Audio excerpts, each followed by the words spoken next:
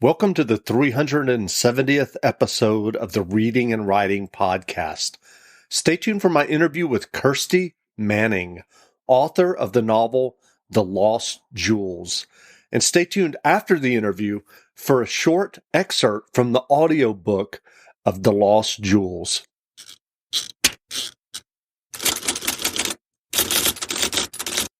The Reading and Writing Podcast is brought to you by Libro FM.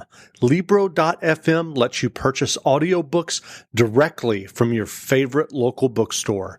You can pick from more than 185,000 audiobooks, including bestsellers and recommendations from booksellers.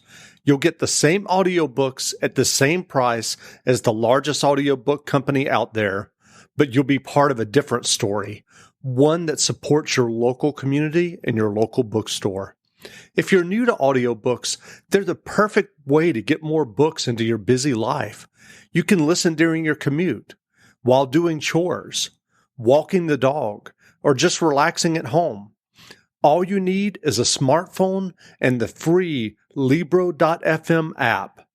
If you already love audiobooks and don't know what to listen to next, check out recommendations and curated lists from people who know audiobooks best, your local bookseller.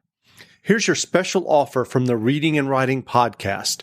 Get 2 audiobooks for the price of one today with your first month of membership with the code RWPodcast at checkout. This offer is only valid for new members in Canada and the U.S. Check out Libro.fm today. Well, welcome back to the Reading and Writing Podcast. My guest today is Kirsty Manning, author of the novels The Song of the Jade Lily and The Midsummer Garden, and her new novel, The Lost Jewels. Kirsty, welcome to the podcast. Thank you for having me. Well, if someone listening hasn't heard about your novel, The Lost Jewels, yet, how would you describe the novel? Well, it is a multiple time frame mystery based on a true story. It is the story of the Cheapside hoard that is currently homed in the Museum of London.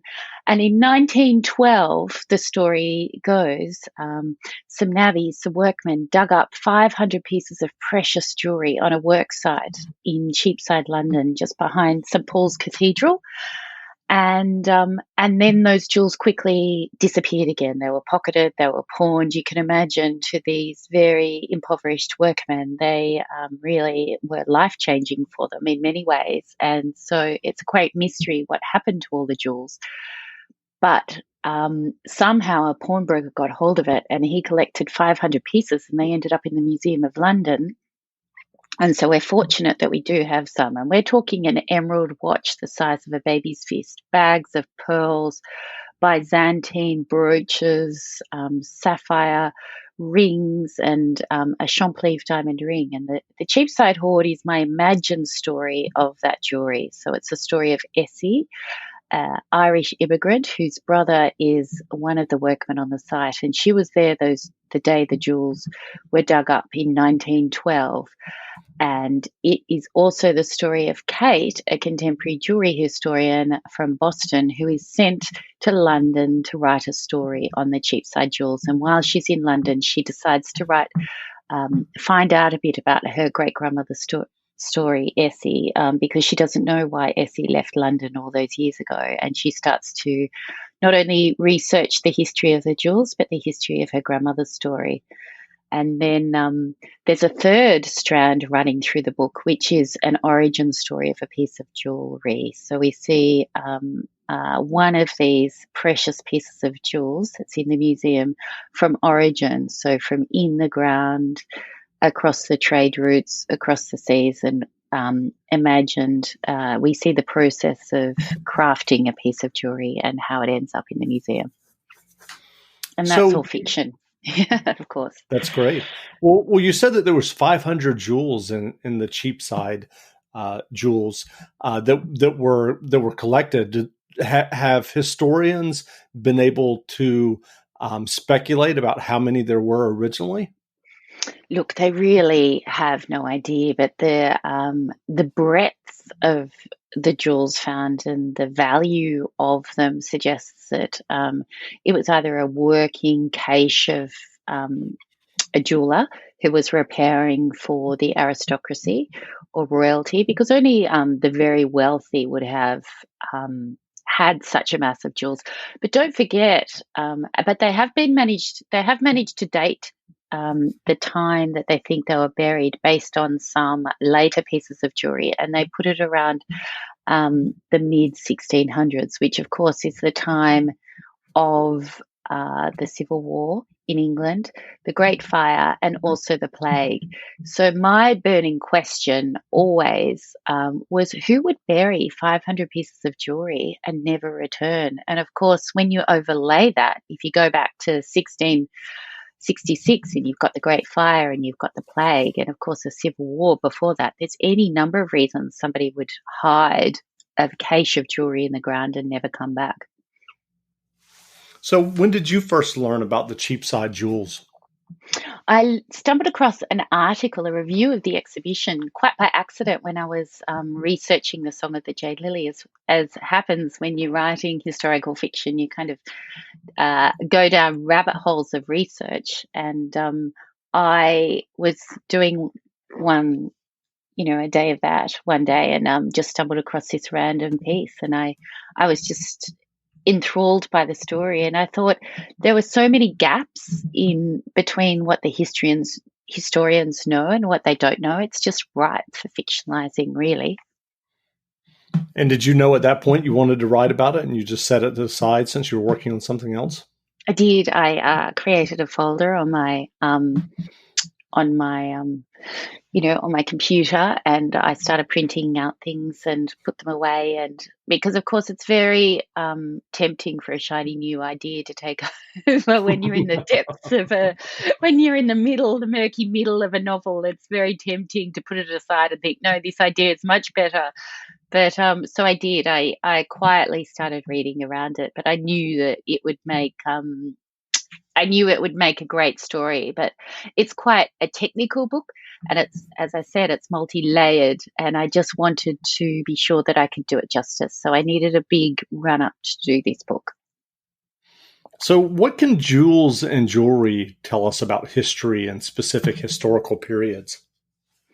Well, I mean, the story of jewels is the story of colonization and exploration. I mean, if we look at London in the 17th century, that's the Elizabethan era. That's when Elizabeth's ships were on the seas, and the silk routes were in operation, and they were going into countries and taking, sapphires and emeralds from Colombia and diamonds from India, and don't forget that jewelry at that time was also, it's very compact and it's very easy to transport. So jewelry was more valuable in some cases than gold coin in countries. Like if you're carrying a bag of rubies or diamonds, I mean, that's just you're in possession of extraordinary wealth.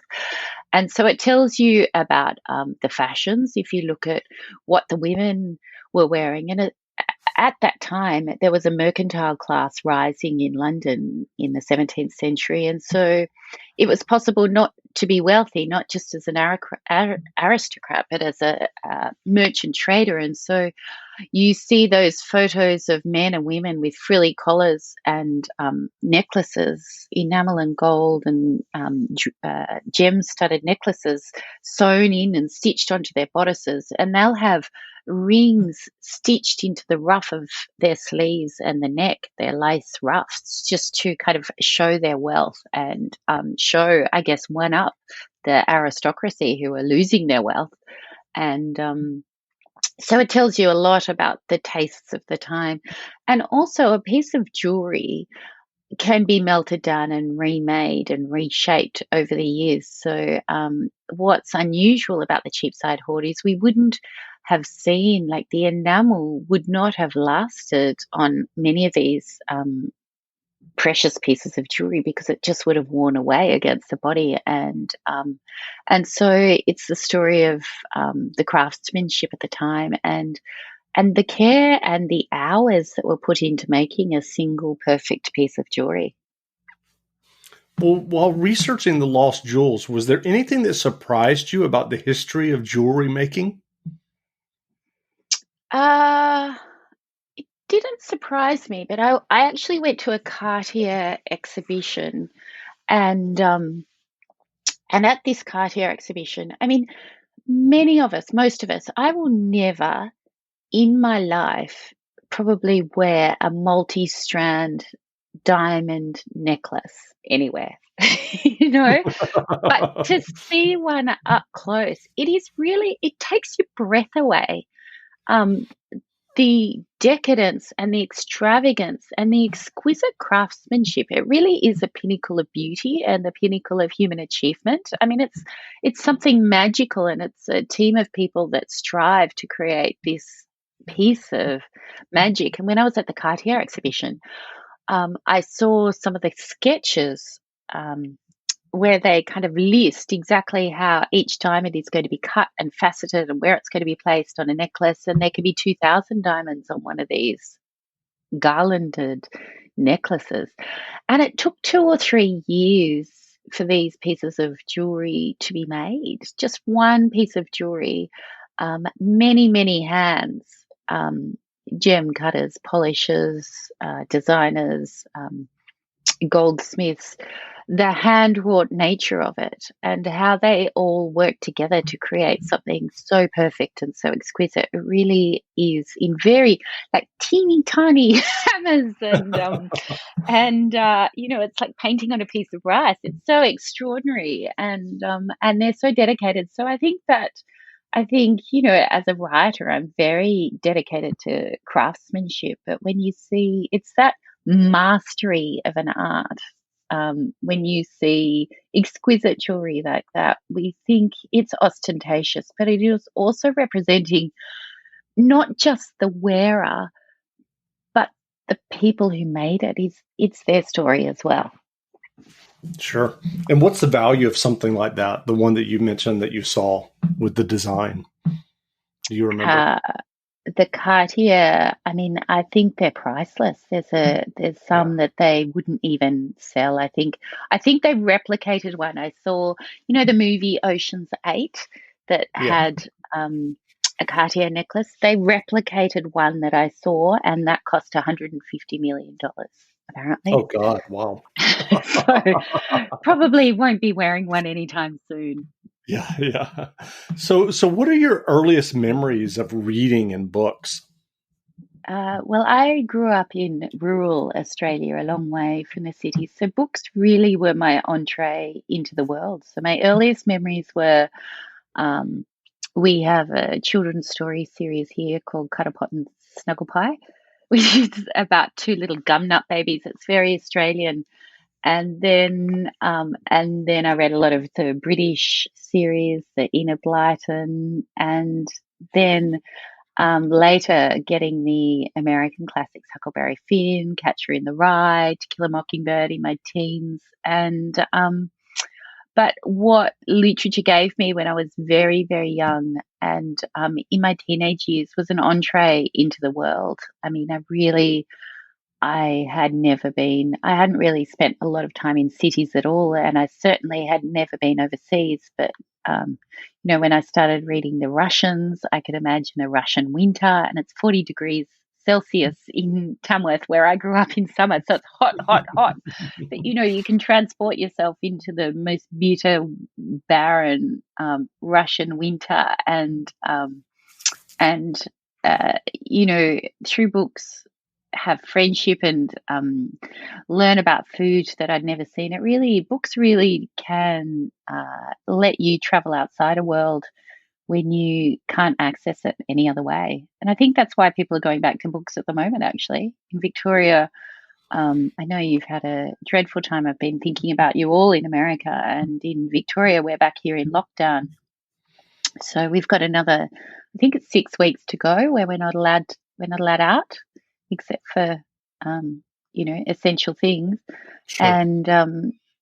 And so books really are our way of traveling and escape. It's where I've been kind of curling back in. It nurtures you and it feeds the mind. And, you know, I read everything from mysteries to travel to historical fiction, and it's really it's a way that it broadens your world really quickly.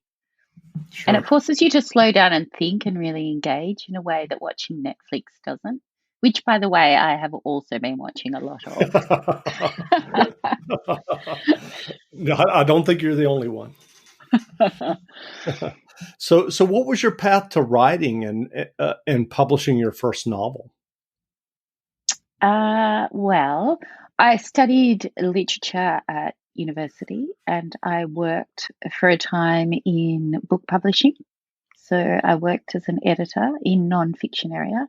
And then when I had children, I have 3 kids, I took time out and I freelanced as a publishing manager, and I also started freelancing journalism. So I wrote a lot of feature stories about people, and I did some travel writing and food writing. And the thing about writing features about people and also travel writing is that you've got a very small space on the page in a newspaper article. If you're in a major broadsheet, say, you have to get to the core of the core of the person or the core of the place really quickly and evoke that for the reader. So it taught me about writing, really sharp characters and giving you the essence of a character or a place, and evoking that for someone. So they were good lessons. And then when I turned 40, I gave myself a creative writing course, an online creative writing course. And I did it online and overseas because I'd worked in publishing in Australia, and I thought my fiction writing might be so terrible. I'd be mortified if anyone in Australia saw my attempted work. So I did. I think it was an 8-week online course, and that quite suited me because I knew I wouldn't be able to get to a physical school just with young children and work. It was just really busy. So, and at the end of that, you had to submit 3,000 words, and there would be an editor, and it was Penguin Random House in England, and they would read a piece that you submitted, and I submitted this 3,000 words.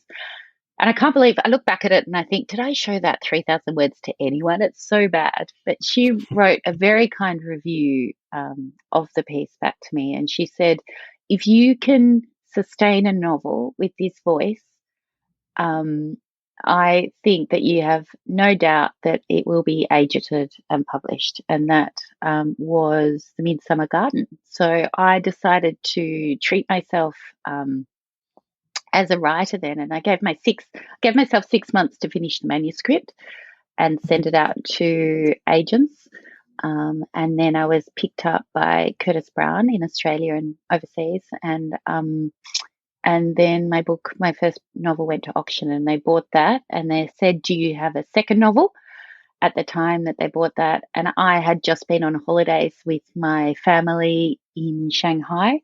And to my great shame, I had no idea of the Jewish ghetto and the Jewish history of Jewish refugees in Shanghai in the Second World War. And so I said, well, yes, I do have a story to my publishers. And I wrote a proposal that day, and that became The Song of the Jade Lily. And what is it about historical fiction that you enjoy writing? I think I really enjoy discovering forgotten pockets of history, things that have been slightly overlooked in the history texts and also in fiction. And I think I love delving into stories of, often I'm asked about writing, why I write about strong women. But to me, women have always been strong.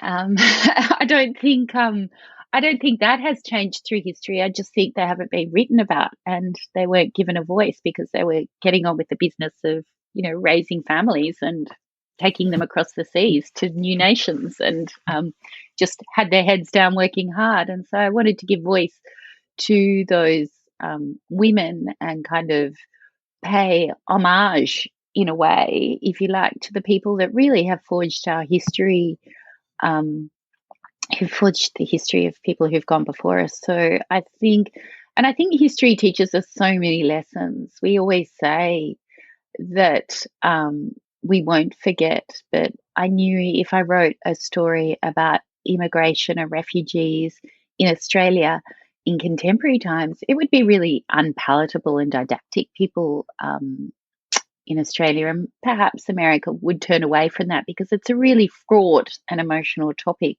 But you put it in history and people can really connect. And so many people said with the Song of the Jade Lily, oh, I can see why people left their home. I can see why they left Europe and put their family on a boat and went to Asia. You'd do anything to save your family. So I think historical history and the lessons that it teaches us allows us to kind of walk in another person's shoes, like Atticus Finch said. And if you could use an extra $999 right now, listen to The Upside with Callie and Jeff. Listen to any March episode of The Upside with Callie and Jeff, and you'll have the details on how to win in the first 3 minutes of the show. The Upside has been #1 on Podcast Magazine's Hot 50 chart for 9 consecutive months. So we're giving away $999 to one person, but you have to listen to The Upside with Callie and Jeff to win. For more details, visit callieandjeff.com. Get away and explore the great outdoors with RV Share, the nation's largest RV rental website. RV Share offers thousands of RVs to choose from nationwide, including camper vans and luxury motorhomes. They'll even deliver to your destination. Plus, enjoy peace of mind with 24/7 roadside assistance and insurance on every rental. Bring your friends, family, or just yourself and tap into the freedom of the open road. Start planning your next adventure today. Head to rvshare.com/Denver. That's rvshare.com/Denver. RV Share. Go beyond.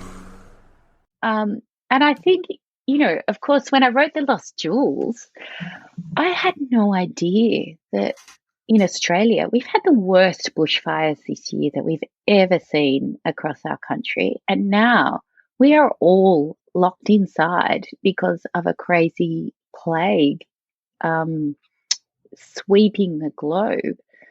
And I think the lessons of history in The Lost Jewels, London, is almost a character. I mean, that's a city that has been razed to the ground so many times. And I talk about Wren's monument in the book, which was a monument built after the Great Fire of London. And it's got London personified as a woman, and she's on her knees and she's being helped up by God and charity and some of the mercantile classes. And the thing about London is she rises again and again, and each time she's more diverse city and more glittering. She's stronger. She's more embracing of people from different places. And I think in this period, lessons from history show me that we're going to be okay. I mean, it's really hard, and we're all separated from our loved ones, and great losses are being suffered.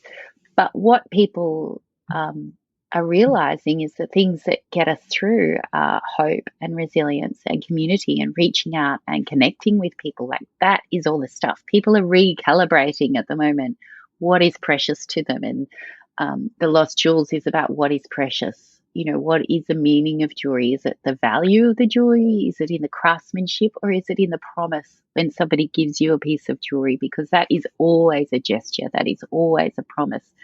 And it's about, living with hope, and how hope, when you lose everything else, when everything else is taken away from you, when you're shut down, when you lose everything, how do you pick yourself up and carry on? How do you reset yourself like a piece of jewelry and carry on? And I think lessons of people past, like women who lived through the suffragettes, people who lived through the plague, people who lived through the Great Fire, they've all done this, and they can all show us how to kind of set forth and go. So that's great. I'm curious, what writing advice would you offer for listeners who are writing their own stories and novels? Look, I think it is to understand that self-doubt is a normal part of the process. I mean, I find myself cowering at my ideas, but I think the thing is to remember that writing is a verb. And you are a writer once you start writing. just to push through, because I have days where it just kind of flows and other days where it's agony. But I sit down and I write every single day. And especially when you're starting out, writing is a craft like anything else. Like if you were training for a marathon, you wouldn't just go out and write a marathon. You'd go for a jog, and you'd jog for a minute and walk for a bit, and then you'd jog for another minute. And writing's like that. If you just do a little bit constantly and build up, you'll find that your skill really improves. And you'll look back at some of the words that you put down on the page, and it'll be like a little present to your future self, because sometimes you'll cringe, but you'll find more and more often you'll say, actually, that isn't bad. And the other thing to remember is you cannot edit something that is unwritten, and the rewriting and the opportunity to edit and go over and just smooth out sentence by sentence your work is very precious. So I think my advice to writers would be just keep writing, get those words down, keep going, understand that self-doubt is normal, but don't use it as an excuse to stymie your work. Just put those words down, and in a day or a week or a year, when you look back at it, you'll be grateful for those words that you've written. That's great advice. So are you working on another novel now? I have just delivered a novel, and to my publishers in America and to Australia. And so that is kind of it is a dual time frame, another history. And that kind of starts in pre-war France and goes into the Second World War. So it's a gritty book, but my publisher got back to me the other day and she thinks it's my best yet. So that was delightful. And that was one that I was really stymied with doubt. So if any of your listeners are there, I just thought, I don't know, how can I honour this topic and deliver it in a way that's meaningful for readers, but also fresh. And so, that's in. There's a long way to go in the editing, and I'm just putting together some pictures for a few more books. So I've got 2 ideas that have been kind of rattling around in my head, and I've kind of nailed out the structure of one the other day. So I'm very excited. Again, it's on a forgotten piece of history. So it sometimes takes me a few months to work out the right angle to approach the story. And I go for lots of long walks and mull over, and then suddenly, almost the structure of the book will fall out in a day. It's crazy. I don't know. I can't explain.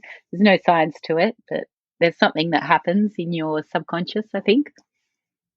And so what is the writing process like for you, given what you just described? Do you work at that kind of in your head until you have the right angle? And then from there, when you have the right angle, how much of an outline do you write before you dive into the book and start the actual writing?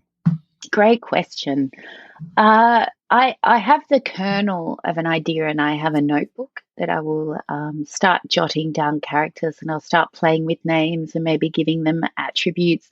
And while I'm doing that, I'm reading really widely and deeply into my research. So The Lost Jewels, I was reading about goldsmiths in London, and reading about the Great Fire and Samuel Pepys' diary, the serial philanderer and public servant who kept a diary of the Great Fire, but also buried his Parmesan cheese in the backyard to preserve it. So little quirks. And when you're reading history, you pick up little quirks of characters and think about how you'll fold them into your book. And so I kind of get an idea of who my cast is going to be, and I start looking at the places I'm going to set it and researching that, and then I'll do that for a few months, and I'll just let it bubble away, and I'll take a notebook and start writing, like maybe get an idea.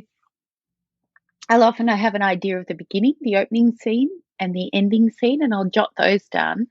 And then when I'm really serious, like the other day when I had to get a pitch in, I sit down in Scrivener, which is a writing program.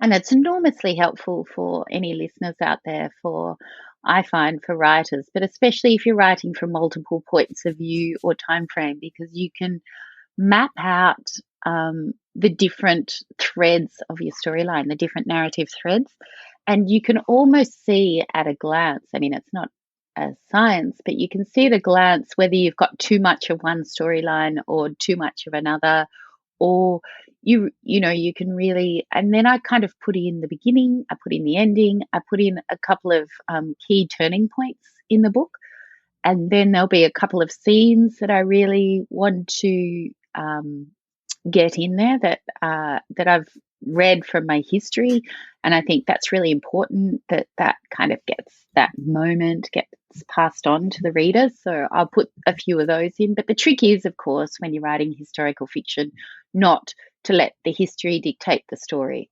which is, I'm getting better at not just downloading history. You have to really write a cracking plot and beautiful characters and let the history not be the scaffolding for that. The plot and the characters are the scaffolding of the book, and then the history is layered on after that. I'm getting better at finding out what I need to know. So I will do Scrivener. And then the joy of Scrivener is, once I've got a plan, it's not an exact plan, but it's a line with a few key points. The other great thing about Scrivener is it's got a word count feature on it. And so I turn that on and I have my date that I want the first draft of my manuscript finished. And it literally calculates how many words a day you have to write to hit that date. And I think, being a journalist, the thing is, you just write words.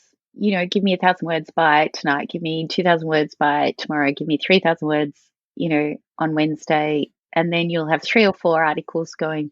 So writing a chunk of words quickly is my happy place. And I find that if I write, I think it's that business of being a writer.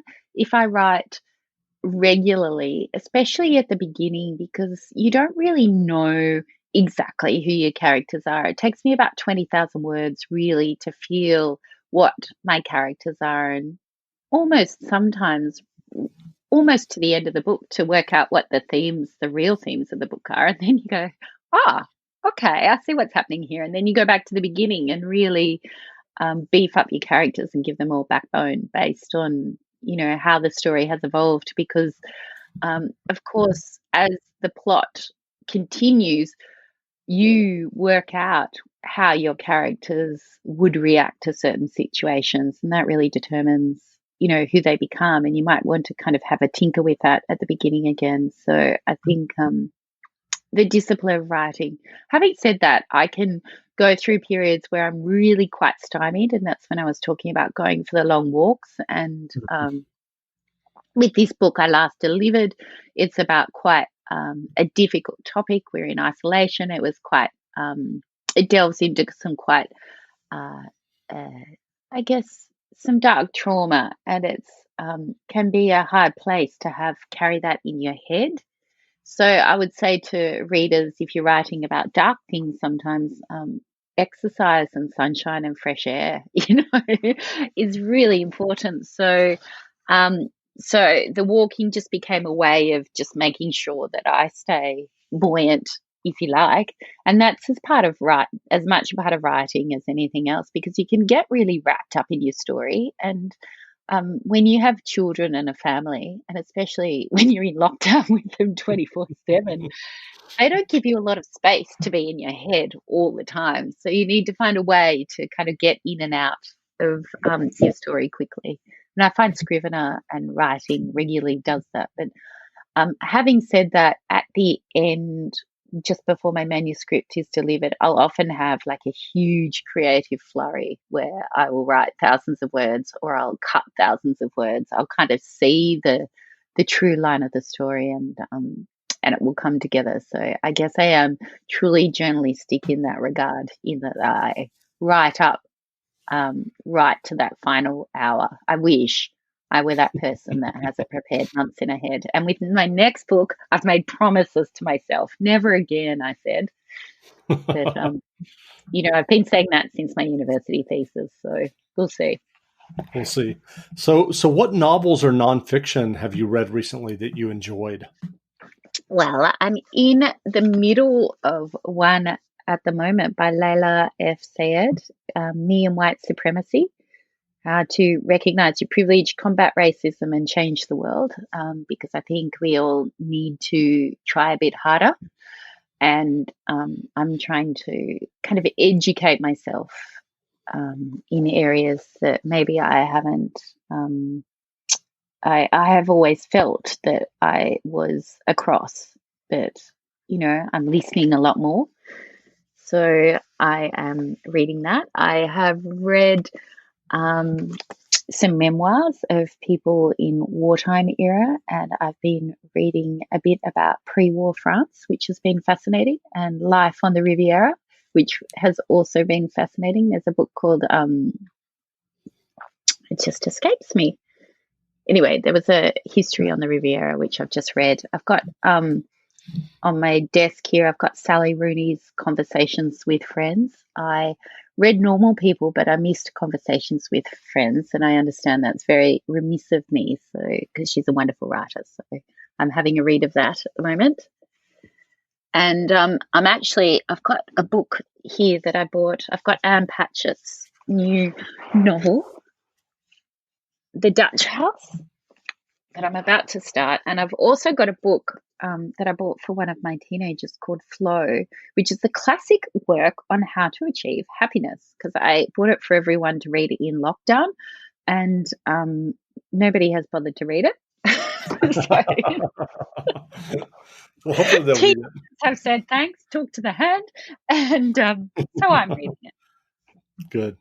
So where can people find you online if they'd like to learn more about you and your novels?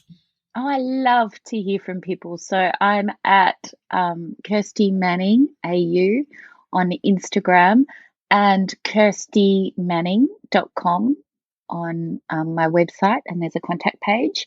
So you can email me there. But Instagram, Kirsty Manning AU, and Facebook, I'm Kirsty Manning Writer. Great. Well, again, we've been speaking with Kirsty Manning, author of the new novel, The Lost Jewels.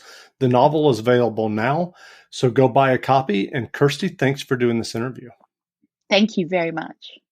And now stay tuned for a brief excerpt from the audiobook of The Lost Jewels by Kirsty Manning, narrated by Natasha Beaumont, published by Harper Audio and available wherever audiobooks are sold. The smoke was so thick she had to draw her apron across her mouth. Her long plaits were singed black from falling fire drops.